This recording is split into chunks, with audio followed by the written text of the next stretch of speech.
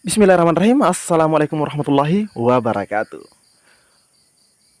Di video kali ini admin kembali berbagi informasi buat rekan-rekan semua. Sebagaimana kita sudah ketahui bahwa jadwal teman-teman ya, jadwal P3K alhamdulillah sudah keluar.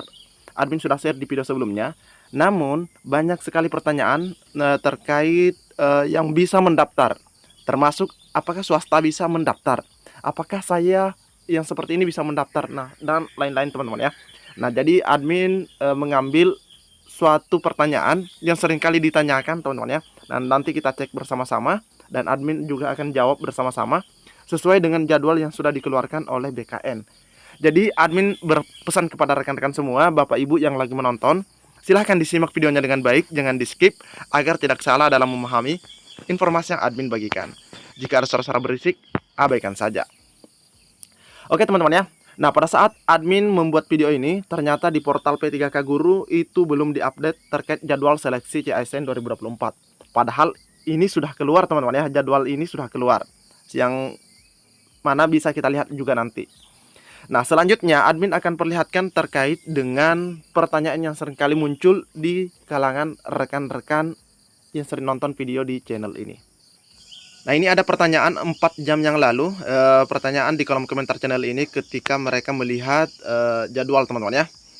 Nah, di sini teman-teman bisa lihat yang tidak terdata di database BKN, kasihan cuma bisa gigit jari. Nah, ini ada juga yang seperti itu. Nah, pertanyaannya banyak, bagaimana kami yang tidak terdata di BKN, apakah bisa daftar atau tidak? Nah, ini salah satunya sudah pesimis teman-teman ya. Katanya gigit jari. Nah, tunggu dulu.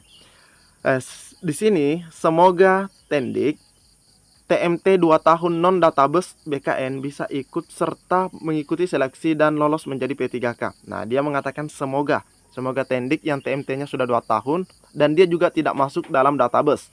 Nah, teman-teman ya. Namun harus diketahui buat teman-teman semua bahwa yang tidak masuk dalam database itu juga boleh daftar. Nah, pertanyaannya apakah swasta bisa ikut? Nah, kita langsung cek saja teman-teman ya. Admin tidak akan menjawab tanpa melihat data juga. Nah, sebagaimana surat yang telah dikeluarkan oleh BKN dengan nomor 6610 terkait dengan jadwal seleksi pengadaan pegawai pemerintah dengan perjanjian kerja teman-teman ya. Nah, admin akan kembali melihat langsung di bagian poin-poinnya teman-teman ya, karena kita harus menganalisa dengan baik terkait poin-poin yang ada di surat ini supaya teman-teman tahu apakah teman-teman bisa daftar atau tidak. Nah, seleksi pengadaan P3K tahun anggaran 2024 didasarkan pada keputusan Menteri Pan-RB atau Kepmenpan RB bernomor 347, 348 dan 349. Teman-teman ya. 347 tentang teknis, terus 348 jabatan fungsional guru, 349 tentang kesehatan. Tentang mekanisme seleksi pegawai pemerintah dengan perjanjian kerja tahun anggaran 2024. Nah, ini teman-teman bisa baca-baca kembali ya di portal SSCASN di bagian dasar hukum. Ya, admin ulang ya, di bagian dasar hukum teman-teman bisa melihat. Ini sudah sering kali juga admin sudah share di video yang ada di channel ini ya. Nah, ini terkait mekanisme seleksi pegawai pemerintah dengan perjanjian kerja untuk guru, terus ada untuk kesehatan. Jadi jelas ya. Oke, jadi ada untuk guru, kesehatan dan juga teknis mekanismenya. Nah, selanjutnya dengan prioritas. Nah, dengan prioritas secara berurutan diberlakukan bagi. Nah, jadi kelulusan atau formasi nanti diberikan terlebih dahulu, teman-teman ya. Pertama kepada rekan-rekan yang dinyatakan P1. Ya, ini peserta prioritasnya di sini ada 2, yaitu ada prioritas guru dan ada prioritas D4 bidang pendidik tahun 2023. Nah, sedikit admin jelaskan, untuk pelamar prioritas guru ini khusus yang sudah dinyatakan lulus passing grade di tahun 2021. Sedangkan yang D4 bidang pendidik itu yang sudah dinyatakan lulus juga di tahun 2023. Namun ada sesuatu hal pada waktu itu sehingga mereka kembali diprioritaskan di tahun 2024. Nah, selanjutnya setelah pelamar prioritas maupun bidang pendidik ini dapat formasi ya bagi kesehatan, jika masih ada sisa formasi, itu akan lanjut ke bagian B, ex tenaga honorer kategori 2. Itu sisa formasi teman-teman ya. Nah, ketika sisa formasi di sini masih tersedia, itu baru lanjut ke poin C. Siapa poin C? Tenaga non-ASN yang terdata dalam pangkalan data atau database BKN. Jadi, sisa formasi dari THK2 diberikan dulu kepada teman-teman kita yang sudah masuk dalam pendataan. Nah, jika masih ada sisa formasi dari yang sudah terdata di BKN ini, baru diberikan kepada, nah ini, tenaga non-ASN yang aktif bekerja di instansi pemerintah. Nah, tadi pertanyaan rekan kita katanya yang tidak masuk dalam database gigit jari. Nah, tidak teman-teman ya. Yang penting teman-teman itu bekerja di instansi pemerintah atau di sekolah negeri istilahnya kalau guru ya, atau di rumah sakit pemerintah kalau kesehatan. Jika teman-teman tidak terdata dalam database BKN, tetapi teman-teman itu sudah bekerja di instansi pemerintah ya, tapi tidak masuk pendataan, teman-teman tetap bisa mendaftar. Begitu pula untuk yang rekan-rekan lulusan PPG untuk formasi guru ya. Jadi di sini dikhususkan untuk formasi guru dari lulusan PPG juga boleh mendaftar dengan catatan serdiknya itu terdaftar di Kemendikbudristek. Nah, bagaimana kita bisa tahu terkait dengan yang tenaga non-ASN yang aktif bekerja di instansi pemerintah? Itu ada di Kepmenpan RB, nomor 348 ini teman-teman ya. Nah, syaratnya yang tidak terdata di database BKN itu harus bekerja, kalau guru ya, minimal dia sudah bekerja 4 semester atau selama 2 tahun. Nah, 2 tahun. Kalau teman-teman cuma 1 tahun atau 3 semester misalnya, 1 tahun setengah, 1 tahun 6 bulan, nah ini tidak boleh mendaftar. Itu tidak bisa teman-teman ya, berdasarkan Kepmenpan RB 348. Nah ini dasarnya. Jadi teman-teman yang tidak terdata di dalam database BKN itu tidak gigit jari selagi teman-teman itu ada di instansi pemerintah. Nah ini admin tekankan. Bagaimana dengan yang swasta? Nah, untuk swasta, mohon maaf, di sini tidak ada poin E lagi. Itu artinya bahwa swasta untuk tahun 2024 itu tidak bisa mendaftar. Ya, jadi guru swasta atau honorer atau non-ASN yang bekerja di swasta itu tidak bisa mendaftar. Nah, itu berdasarkan surat atau jadwal yang dikeluarkan oleh Menpan dan BKN ya, dan dasar hukum yang dikeluarkan oleh Menpan. Nah selanjutnya, nah ini perlu diingat lagi karena ada 2 tahap pendaftaran. Seleksi pengadaan P3K tahun anggaran 2024 memberikan kesempatan bagi seluruh pelamar sebagaimana dimaksud pada angka 1 untuk mendaftar. Jadi semuanya diberikan kesempatan untuk mendaftar. Lanjut di poin ketiga. Nah ini yang perlu dipahami karena ada perbedaan waktu dalam pendaftaran. Nah ini masih sering kali ditanyakan rekan-rekan ya, makanya admin kembali jelaskan dengan jelas, sejelas-jelasnya, bahwa jadwal seleksi pengadaan P3K formasi tahun anggaran bagi pelamar pada angka 1. Nah ini yang angka 1 huruf A, B, dan C sebagaimana lampiran 1. Jadi nanti yang ada di lampiran 1 itu dikhususkan dulu untuk poin A, yaitu pelamar prioritas, XTHK2, dan yang terdata di database. Itu dulu yang diberikan kesempatan mendaftar atau tahap pertama. Tahap pertama teman-teman ya.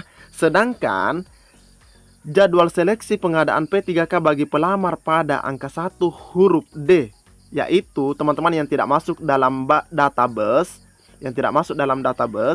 begitu pula yang lulusan PPG, itu ada pada lampiran 2. Dia ada di tahap kedua, teman-teman ya. Waktu pendaftaran bagi pelamar pada angka 1 huruf D dialokasikan lebih panjang karena ada pertimbangan. Yang pertama, ya kenapa poin D ini waktunya lebih panjang? Karena pertimbangannya, instansi pemerintah masih melaksanakan rangkaian kegiatan seleksi pengadaan CPNS tahun anggaran 2024 dan pengadaan P3K formasi tahun anggaran 2024 bagi teman-teman kita yang poin 1 huruf A, B, dan C. Makanya poin D ini panjang waktunya. Poin kedua atau poin B, BKN belum memiliki data terkait pelamar pada angka 1 huruf D. Belum ada datanya teman-teman ya. Sehingga perlu diberikan alokasi waktu yang lebih panjang untuk dapat mengakomodasi seluruh calon pelamar atau tenaga non-ASN sesuai dengan peraturan perundang-undangan. Jadi belum ada katanya data terkait pelamar angka 1 ini. Angka 1 huruf D ya maksudnya. Yang ini, yang tidak masuk dalam database ini. Nah ini. Di poin C, mengingat keterbatasan infrastruktur teknologi informasi dan komunikasi atau TIK serta sebaran calon pelamar angka 1 huruf D, maka perlu diberikan kesempatan dalam bentuk waktu alokasi waktu yang lebih panjang. Ya, jadi itu alasannya teman-teman ya. Terkait huruf D ini lebih panjang karena adanya 3 pertimbangan. Terus, instansi pemerintah wajib melakukan seleksi administrasi secara cermat atas kesesuaian dokumen pelamar angka 1 huruf D sesuai dengan kondisi yang sebenarnya. Nah, ini jika misalnya datanya sudah rampung untuk huruf D. Oleh karena itu, instansi diberikan alokasi waktu lebih panjang untuk dapat melakukan seleksi administrasi. Mengingat pentingnya pelaksanaan seleksi tersebut, agar jadwal ini digunakan sebagai acuan dalam melaksanakan kegiatan pengadaan P3K tahun anggaran 2022. Jadi kita lihat di sini teman-teman ya. Jadi lampiran pertama ini buat teman-teman yang sudah masuk dalam database, yang masuk prioritas. Prioritas itu P1 bagi guru, D4 bidang pendidik untuk kesehatan. Teman-teman itu boleh mendaftar, sudah bisa mendaftar di tanggal 1. Nah, ini sudah diberikan penjelasan di sini teman-teman ya.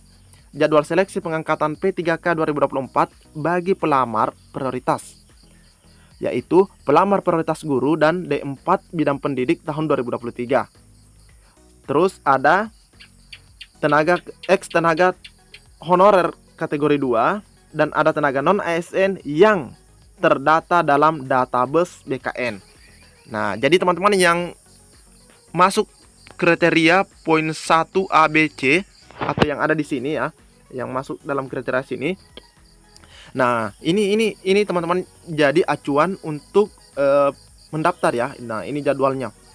Sedangkan yang tidak termasuk dalam poin 1 ABC, nah ini buat teman-teman yang tidak ada dalam database BKN, itu nanti pendaftarannya boleh mendaftar ketika tanggal 17 November, termasuk adik-adik ya atau rekan-rekan lulusan PPG. Ini boleh mendaftar nanti di bulan 11 tanggal 17 November. Nah, jadi ini yang diperhatikan ya jadwalnya.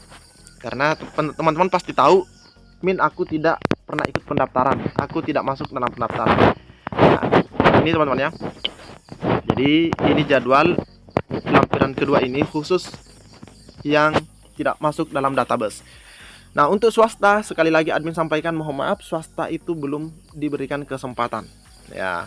Ataukah nanti seiring berjalannya waktu, kita belum tahu. Yang jelas untuk swasta itu belum. Ini hanya ditujukan untuk semua yang bekerja di instansi pemerintah, baik yang terdata maupun yang tidak terdata di database BKN.